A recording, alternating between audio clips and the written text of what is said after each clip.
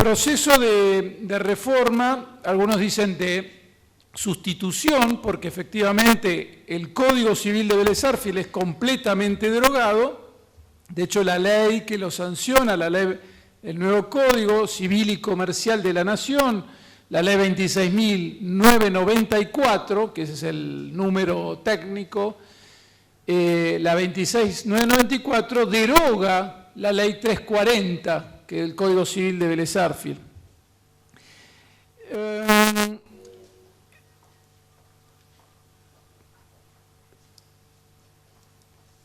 Un primer aspecto a considerar es el referido a lo que se ha llamado el proceso de codificación, descodificación y recodificación.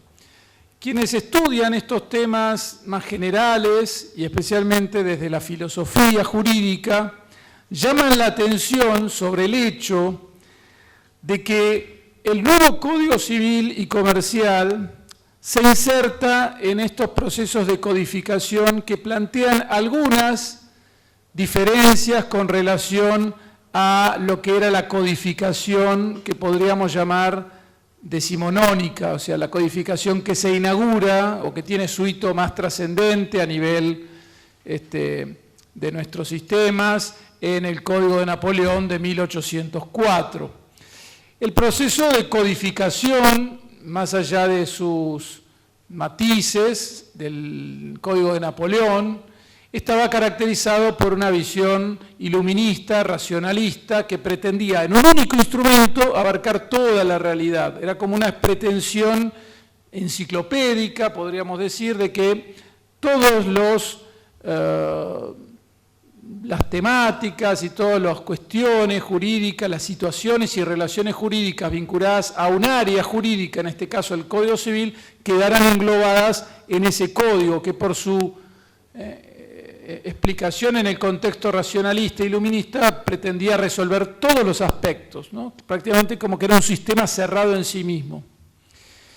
Se dice entonces en este sentido que el proceso de codificación al que estamos asistiendo y que está expresado en este Código Civil y Comercial es un proceso distinto, es un proceso que no pretende agotar todo en un único instrumento, sino que lo plantea en términos más bien con textura, lo que se dice normas de textura abierta, incorporando los principios, incorporando los tratados de derechos humanos, incorporando los principios constitucionales, de tal manera que si bien sigue siendo un código, es un código que de alguna manera no refleja esa vocación de todo resuelto, que podríamos decir una cierta simplificación, podríamos decir que caracterizaba la mentalidad racionalista.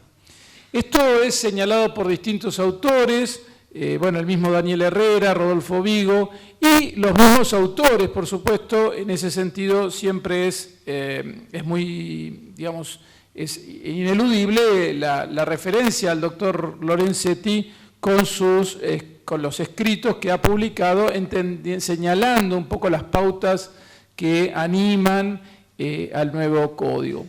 Esta idea de un código más de principios la vamos a ver suficientemente planteada o especialmente planteada en el título preliminar. El título preliminar, más que tratar cuestiones como diríamos previas a la entrada en los temas, dice en los fundamentos, dice que es un núcleo de significaciones. Dice un núcleo que nos va a dar orientaciones y significaciones para todo el resto de la aplicación.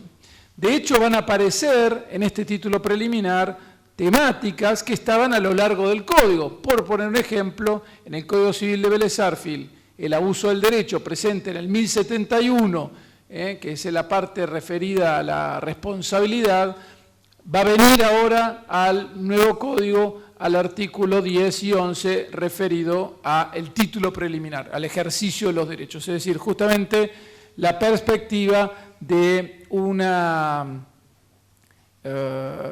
incorporación de principios en este título preliminar que señalan lo que se llama este núcleo de significaciones.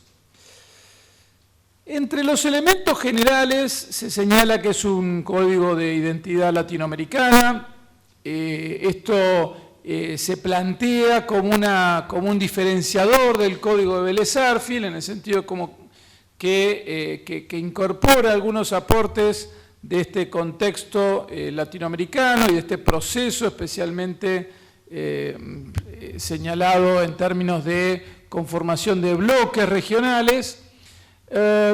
Sinceramente yo todavía no lo he, mejor dicho, los autores que he leído no terminan y los mismos textos generales de presentación no terminan de señalar en qué puntos esta impronta latinoamericana se expresa después concretamente, más allá de la formulación genérica de esta impronta latinoamericana.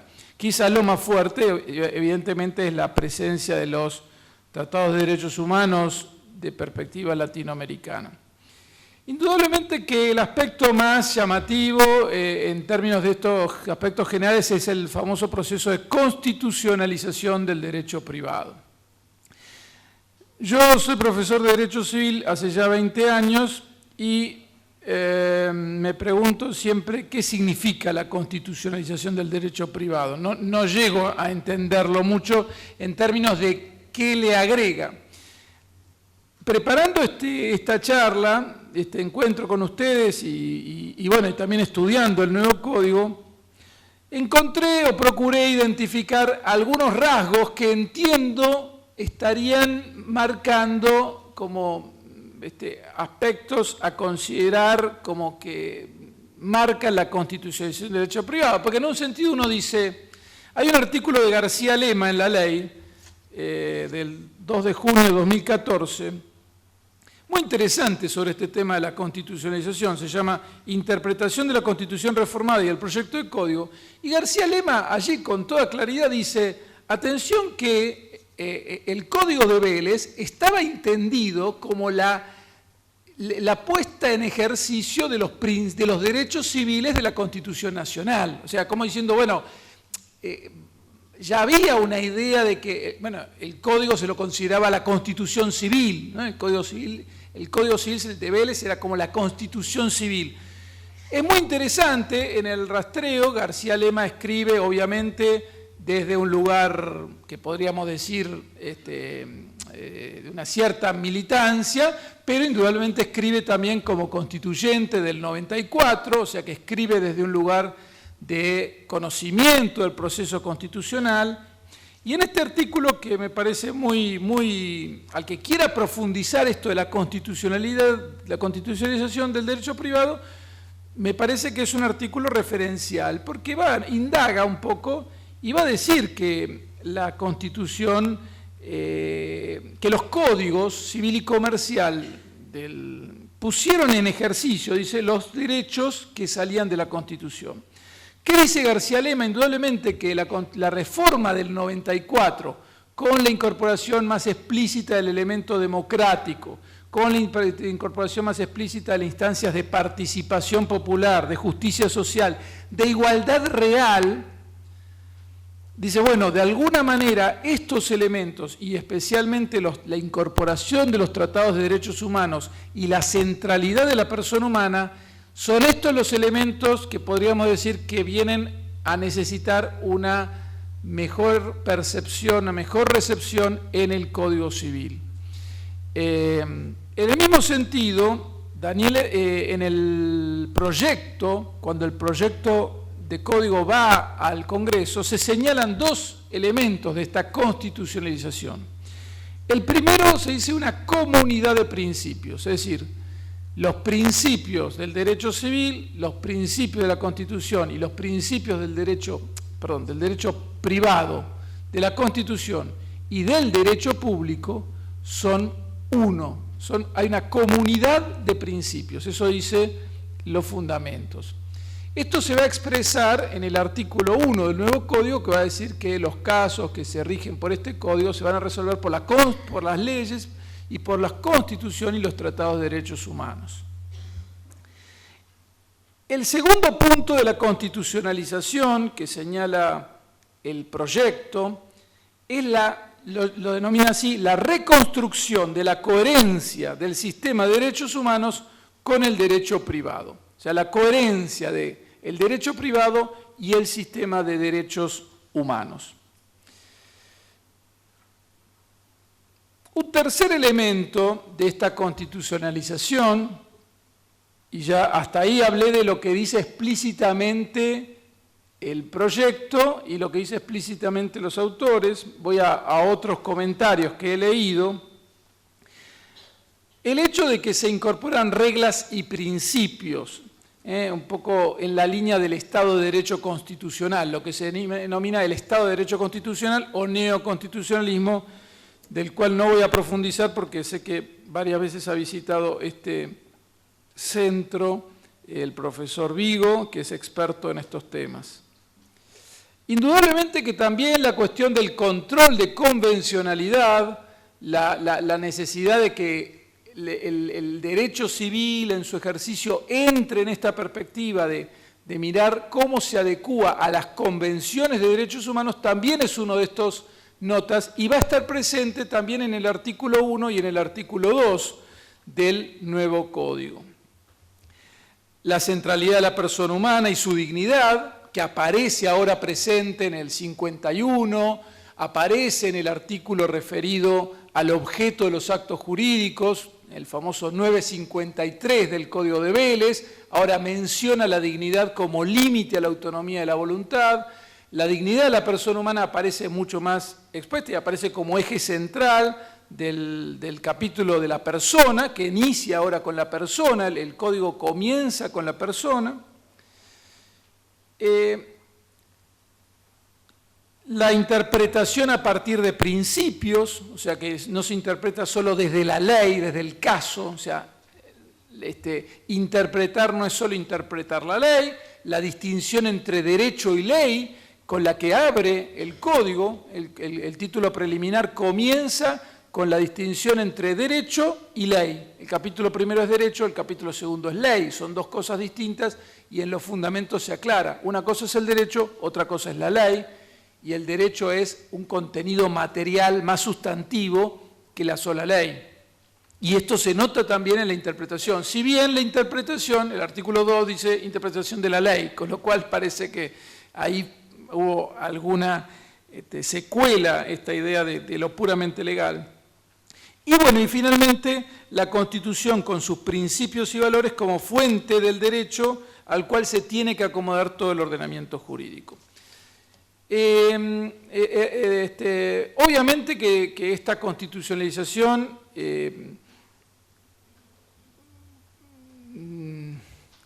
si no corre un riesgo, dice Daniel Herrera especialmente, dice que si nosotros todo fuera constitucional, bueno, dejamos de enseñar civil, dejamos de enseñar todo, porque todo es constitucional, ¿no? A veces pareciera que la constitucionalización es que todo es constitucional. Y ese es un riesgo, o sea que, bueno, nos vamos tan a lo general que pierde virtualidad,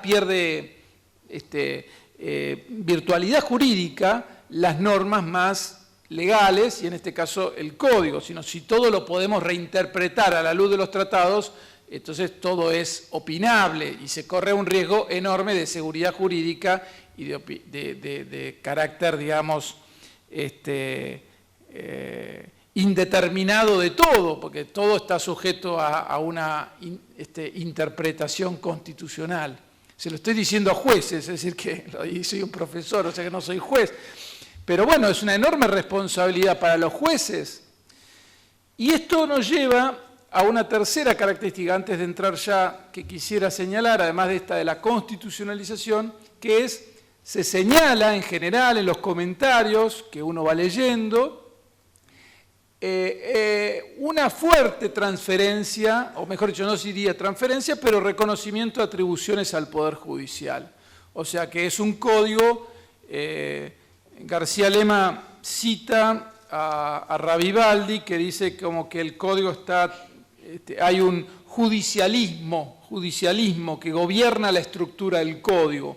Ya desde el artículo 1, que dice los casos que este código rige, es decir, ya la palabra casos, y después en el artículo 2, en el artículo 3, en el artículo 10, que cuando habla del abuso del derecho que lo lleva al juez, y García Lema en este artículo hace una enumeración como una sistematización en nota al pie de muchísimos lugares donde la atribución está colocada en el juez en términos de Código Civil. Lo cual es una cierta mejor dicho, es entendible a la luz de quienes fueron los redactores, que lógicamente eran jueces, dos de ellos, y el tercero venía de la práctica judicial. Así, en este artículo, García Lema llama la atención sobre la presencia de las atribuciones judiciales en materia de personas, de relaciones de familia, de obligaciones, de contratos, de todos los aspectos, y va con citas al pie que yo no les voy ahora a repetir para no cansar, pero que ustedes imaginarán que son todos los lugares donde dice en caso de duda o en tal cosa habrá que buscar autorización judicial, y que esto aparece de manera bastante reiterada a lo largo de las disposiciones. Y entonces los que están comentando el código llaman la atención sobre este hecho, es decir, la presencia de un código de los jueces, lo cual es consistente con esta idea del Estado de Derecho constitucional, porque si hay más principios, si hay más lugar para la interpretación, si ya no se trata solo de aplicar exegéticamente la ley, sino que hay más lugar para el juego de los elementos, entonces lógicamente eso amplía las atribuciones de los que conforman el Poder Judicial. Por cierto, habrá que ver la reflexión que tendrán que hacer ustedes, los jueces o quienes colaboran con los jueces, tendrán que tener su propio lugar de reflexión. Yo allí creo que estoy, probablemente ustedes tengan mucha más riqueza que aportarnos que nosotros, que somos más bien, que venimos del lado académico, y por lo tanto no tenemos esa rica experiencia de cómo se va ejerciendo esta nueva responsabilidad, porque en definitiva es una enorme responsabilidad que se le está colocando en cabeza del Poder Judicial, con una enorme expectativa. Todos somos conscientes de los debates enormes que hay en torno al Poder Judicial en el mundo, el siglo de los jueces, todos estos debates, así que detrás de eso el Código viene a inscribirse en toda esta temática de un Poder Judicial que tiene un rol más activo, incluso con el riesgo el famoso riesgo de si legisla, si se quiebra el equilibrio de poderes o no, y todos esos temas que exceden a esta presentación que va al Código. De la parte, diríamos, yo quería llamar la atención sobre estos elementos. Los autores del código señalan también que es un código de la igualdad, de la no discriminación, de una sociedad multicultural. El tema del multiculturalismo está mencionado. Me parece que sobre todo la cuestión multicultural está vinculada a la intencionalidad de abrir el tema de la familia a una pluralidad de opciones, no siempre del todo bien concretada, no sé hasta qué punto respeta el sentir, hasta qué punto no es un cierto giro ideológico muy fuerte en materia de familia, es mi percepción. Por supuesto, además de las críticas puntuales que uno tiene, como podemos tener lógicamente acuerdos y desacuerdos con el código todos los autores que lo estamos estudiando, me parece que en tema de familia esta idea de la multiculturalidad, no sé cuánto estaba reflejado en cuanto a necesidad de cambios y cuánto hay de un sentido mucho más revolucionario, que el cambio desde el código sea un instrumento de revolución. Pero no es mi tema hoy, va a haber una jornada sobre familia, yo no vengo, o sea, no tengo en este punto intención de entrar en el análisis, en la polémica de los aspectos vinculados con la familia. Desde el punto de vista... Perdón, y me olvidé de una cosa que señala Lorenzetti, comentando este tema del juez. El otro concepto muy importante dice que cuando yo les decía que era el título preliminar y toda la parte general era un núcleo de significaciones, él va a decir que también tiene, que todo esto son directivas para la decisión judicial, y va a hablar de la noción de diálogo de fuentes. Este es un concepto que también aparece, que está como, bueno, este diálogo entre las fuentes que el juez tiene que hacer y que lo intentan plasmar incorporando este artículo sobre fuentes con el cual se abre el código, ¿no? La palabra diálogo de fuentes es un poco una palabra que intenta expresar esta idea de, bueno, de cómo se interpreta y cómo se tiene que buscar la solución justa al caso. Por supuesto, de fondo, o sea, la actuación judicial está valorizada en términos de su razonabilidad. El artículo 3 va a decir que el juez debe resolver los asuntos que sean sometidos a su jurisdicción mediante una decisión razonablemente fundada, o sea que acá aparece la razonabilidad, que los autores señalan que no es solamente una razonabilidad de no arbitrariedad, sino también una razonabilidad, diríamos, material. La arbitrariedad no es solo en lo formal, en lo lógico formal, sino también en la materialidad, en la justicia del caso, de la resolución. Esto es lo que Daniel Herrera señala como una rematerialización del derecho, y una rehabilitación de la dimensión práctica, es decir, se rehabilita esta dimensión del juicio práctico ante la realidad. Bueno, ¿qué es lo razonable en este caso? Este es el artículo 3 que ciertamente, además de obligar a tomar una decisión fundada, lo cual es bastante obvio, incorpora este tema de la razonabilidad como criterio hermenéutico. Bien, vamos ahora, hechos estas consideraciones más generales, que con los límites que nos da el tiempo y también con los límites de que todavía le falta giro, le falta...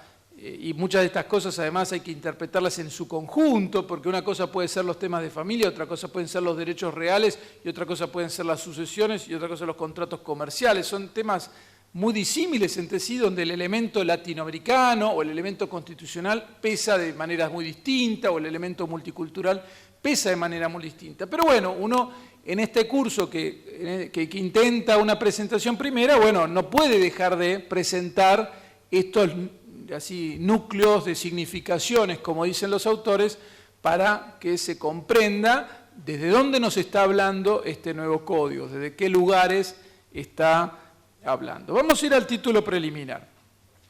El título preliminar va a tener 4 capítulos: Derecho, Ley, Ejercicio de los Derechos y Derechos y Bienes, y va a abrirse con el artículo de las fuentes. Este artículo tiene una particularidad que a ustedes es bueno que la sepan, digamos. El artículo 1 dice que los casos que este código rige deben ser resueltos según las leyes que resulten aplicables, fuentes, el epígrafe es fuentes, conforme con la Constitución y los tratados de derechos humanos en que la República sea parte. Y acá viene el cambio. A tal efecto se tendrá en cuenta la finalidad de la norma. En la redacción originaria decía, conforme con la Constitución y los tratados de derechos humanos y la jurisprudencia que sea dictada.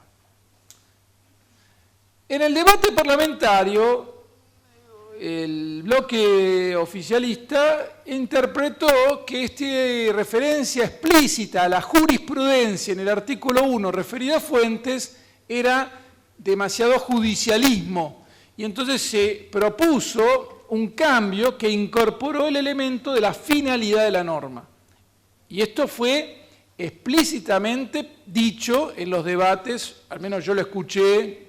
No llegué a revisar la taquigráfica para llegar acá porque estaba terminando de preparar todo, pero me acuerdo del debate cuando se mencionó que se le agradecía a un diputado porque había sido el que promovió que figure la finalidad de la norma en el artículo 1. Es decir, que el legislador deliberadamente quiso que la jurisprudencia no figure como fuente en el artículo 1, pero sí figure la finalidad de la norma, con lo cual reafirmaba la potestad del legislador de la finalidad de la norma.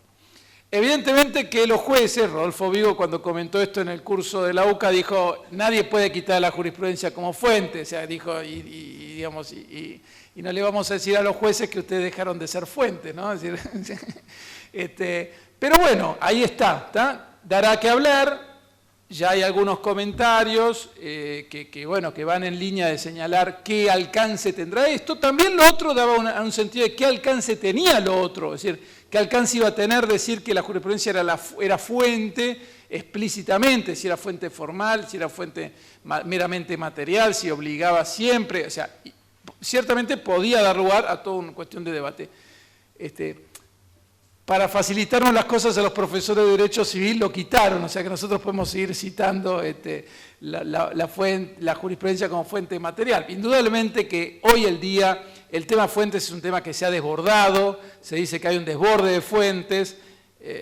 Nosotros cuando damos Civil 1, que claro, tenemos los alumnos recién entrados, pobres, ¿no? Si les enseñamos 2 o 3 cositas, fuentes materiales, fuentes formales, y así, y después cuando avanzan en la carrera y cuando avanzan en la profesión o en el Poder Judicial se dan cuenta de que era bastante más complejo el tema de las fuentes. Ahora está la fuente extra, la convencional, la fuente de tipo administrativo, lo local, lo municipal, lo provincial, lo nacional. Realmente es mucho más complejo que una clase que le damos en Civil 1, por lo menos en el caso nuestro, que enseñamos civil. Y después en constitucional vuelven a ver de fuentes, pero es un tema que está como desbordado, se dice que está desbordado el tema fuentes, y eso se nota. No encontrás textos que uno diga, bueno, este texto sistematizó, como pudo haber sido Jenny que había sistematizado las fuentes, no encontramos una sistematización de las fuentes, y es un tema muy decisivo, por cierto, muy importante. En todo caso, este tema lo llama la atención, la redacción del artículo 1 y este cambio de la finalidad de la norma. Después sigue con la costumbre, sobre la costumbre agrega que son vinculantes cuando las leyes o los interesados, o agrega que los interesados se refieran a ellas, o sea, con una cierta costumbre dada por los interesados, o en situaciones arregladas legalmente, esto está igual que el 17 del Código de Vélez, siempre que no, conforme a la 17.711, siempre que no sean contrarios a derecho. Incorpora la idea de que no sea contrario a derecho, no solo la contra legem, sino una costumbre contraria a derecho. Habrá que ver cómo se interpreta esto, pero entonces queda la duda esa que estaba, si la costumbre contra la ley, la famosa contra legem, estaba o no incluida en el 17, ahora dice específicamente que la costumbre, los usos, prácticas y costumbres, siempre no sean contrarios a derecho. Yo vengo del derecho civil y reconozco mis límites. El otro día tuvimos una reunión con profesores del Centro de Derecho Comercial en la UCA, y el profesor Semberois, que es una persona que realmente es muy estudiosa del tema, y decía, en materia comercial la costumbre tiene una fuerza, la lex marcatoria, tiene una fuerza muy importante, entonces, bueno, tampoco pensemos que la costumbre queda derogada. No olvidemos que es un código civil y comercial.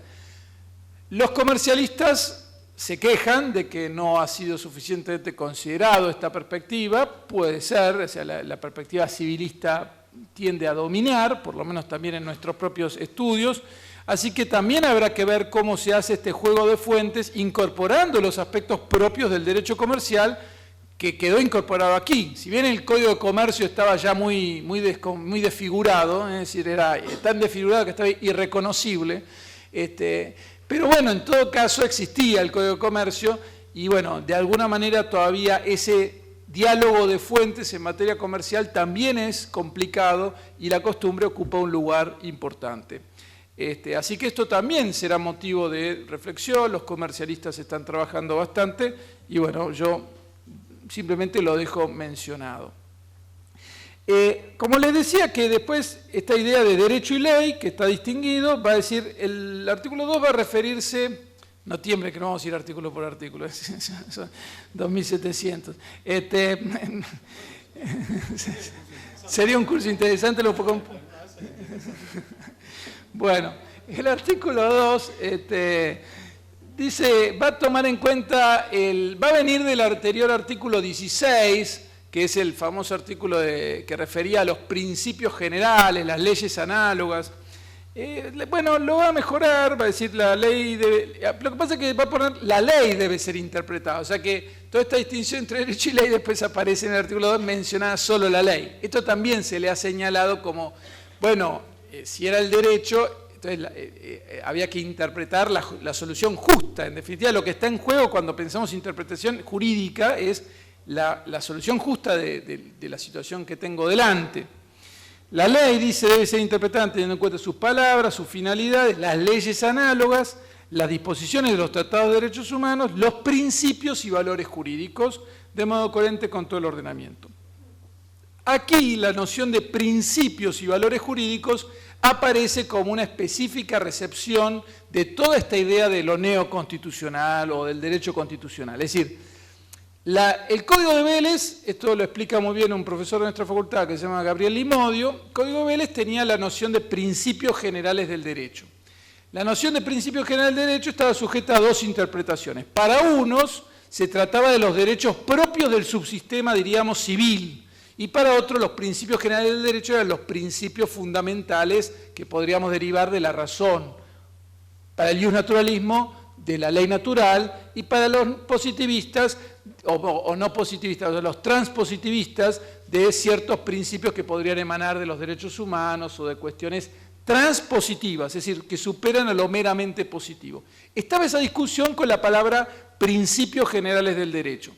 Ahora la nueva terminología que se adopta es principios y valores, con lo cual, que además, por lo que yo estuve leyendo, es un término que estaba también en alguna obra de Lorenzetti, entonces, de alguna manera, queda claro que se está refiriendo a los principios superiores al ordenamiento puramente positivo, es decir, como principios fundamentales, que lógicamente van a emanar de la dignidad de la persona humana, del bien común, de la justicia, en el caso del derecho privado, obviamente la justicia conmutativa, es decir, aquella que busca la igualdad entre las partes, que son los principios fundamentales del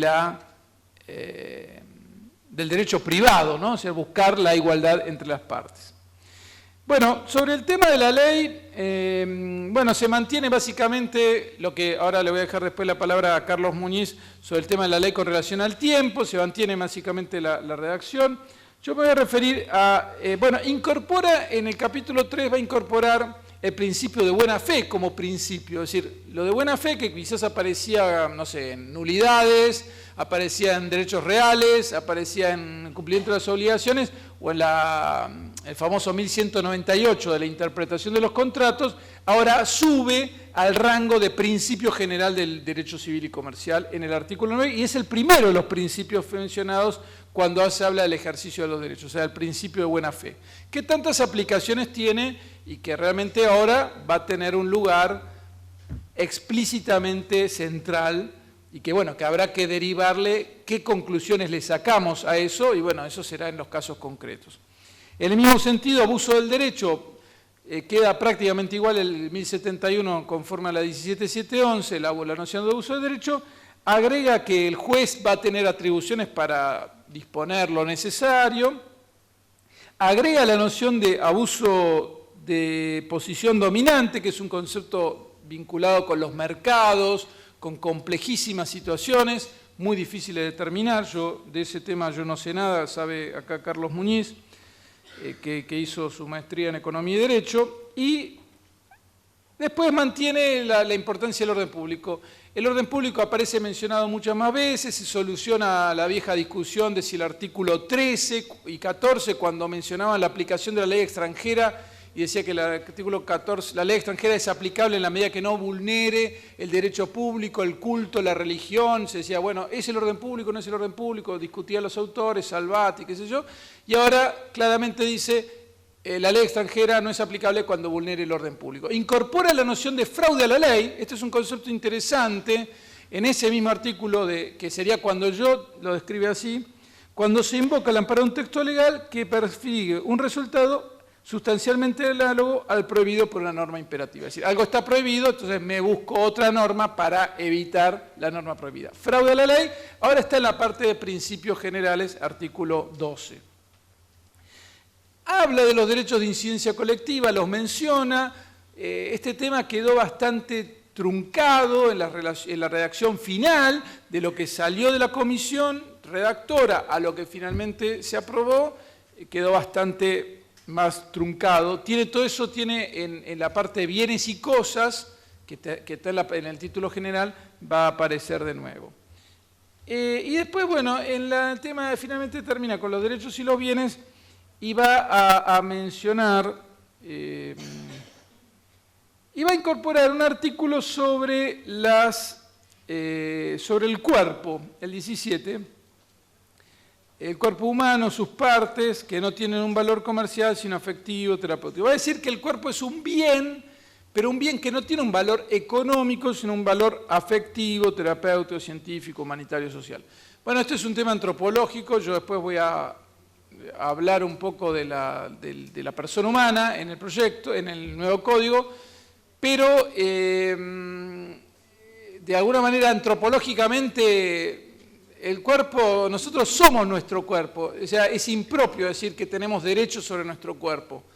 Decidimos sobre nuestro cuerpo porque decidimos sobre nuestra persona, porque no hay un dualismo persona-cuerpo, como si el cuerpo fuera una extensión de nuestra materialidad. Esta visión dualista subyace en la redacción del 17, esto es una sutileza, por cierto. El 17 reconoce como fuente todo el derecho francés que desarrolló en el artículo 16, 1, 2, 3 y subsiguientes, fue incorporando el tema de los derechos personalísimos y de la tutela del cuerpo humano, y acá queda una norma que es explicable. El coordinador de la comisión, el doctor De Lorenzo, ha escrito bastante sobre el tema, es uno de los autores que más ha seguido el tema, y es explicable en esa función este tema del cuerpo, pero bueno, es una novedad que se incorpora en la parte esta que estamos hablando en el título preliminar. Recapitulando, y así le doy para que la referencia al efecto de la ley correlacional al tiempo. Recapitulando entonces, la presentación intentaba, así con este marco de general, como traerles en esta primera parte, obviamente, la cuestión genérica de dónde viene, el tema de la codificación en nuestro tiempo, el tema del derecho constitucional y la irrupción de este tema de la constitucionalización del derecho privado. Evidentemente que esto todavía tiene que tener un rodaje mayor. Está claro que es un código que busca esta comunión de principios, busca reconstruir la coherencia, como dice, entre el sistema de derechos humanos y el sistema de derecho privado. Probablemente en salud mental sea uno de los campos donde eso más se intenta plasmar, porque bueno, evidentemente ahí hubo muchos cambios en el último tiempo. Lo mismo en relación a las personas menores de edad, pero ya había habido varias reformas. Y una última reflexión que, bueno, que tiene que ver con este tema de la sustitución, ¿no? Algunos autores, hay un autor tucumano, Fernando López de Zavalía, hijo del civilista, va a hacer una crítica fuerte, y también algunos autores lo han señalado como en qué medida la sustitución completa del Código Civil no es una especie de, la derogación no es una especie de, como de comenzar de nuevo, es decir, qué manera se recoge la tradición cultural. Sobre esto ha habido mucho debate. Los últimos años ha habido proyectos de reforma todos completos, o sea, el del 87, el del 91, 93, 98, eran todos proyectos de reformas completos, o sea que era una recodificación. Este proyecto, este código ya sigue en lo estructural y en muchos elementos, los mismos autores lo reconocen, al del 98, ¿está? El cambio más fuerte se va a dar en materia de familia, es donde se da la disrupción, la ruptura más notable en materia de, lo podríamos decirle, de la continuidad. En otros temas, bueno, a medida que se va avanzando, se va descubriendo diferencias, pequeños detalles, se podría haber sido más, por ejemplo, asociaciones civiles, vamos a ver mañana alguna cosa, es más reglamentarista, el código, bueno, distintos temas. Pero podríamos decir que hay como una problemática más acotada, pero bueno, esto también es toda una reflexión que habrá que ver, de tal manera que el nuevo código no se escinda, no se, por así decirlo, se salga de una cultura jurídica, porque la verdad que el fenómeno jurídico no lo podemos considerar como algo puramente técnico que comienza cada día cuando tenemos que aplicar. Es una historia con costumbres, con formas de interpretación, con autores que fueron, por así decirlo, moldeando socialmente las soluciones justas, que como comunidad fuimos encontrando las maneras de resolver los conflictos, y por lo tanto el hecho de que sea un código completamente nuevo es un desafío en el sentido que parece que todo empieza de nuevo, pero no debería ser tan grande la ruptura, al menos en el espíritu con el que se aplique, para que no signifique tampoco una cierta violencia social, o sea, porque esto porque implica digamos, los criterios de un código civil permean millones de situaciones, de decisiones, de criterios que están infiltrados en los millones, no solo de contratos que se hacen, sino de relaciones y situaciones jurídicas que caracterizan a una comunidad humana. Entonces no podemos pensar que esa enjambre de relaciones y situaciones jurídicas puede de pronto romper y empieza toda una cosa completamente nueva. Ahí empieza el problema del derecho transitorio, que no hay normas, es notable sobre derecho transitorio, que creo que es una de las mayores deficiencias técnicas que tuvo la redacción del proyecto. Sí, es verdad. La única norma de derecho transitorio fue el anticipo de la entrada en vigencia, dice Carlos. Bueno, les agradezco la atención, le doy la palabra al doctor Muñiz para el tema de efectos en relación al tiempo, de la ley de relación al tiempo.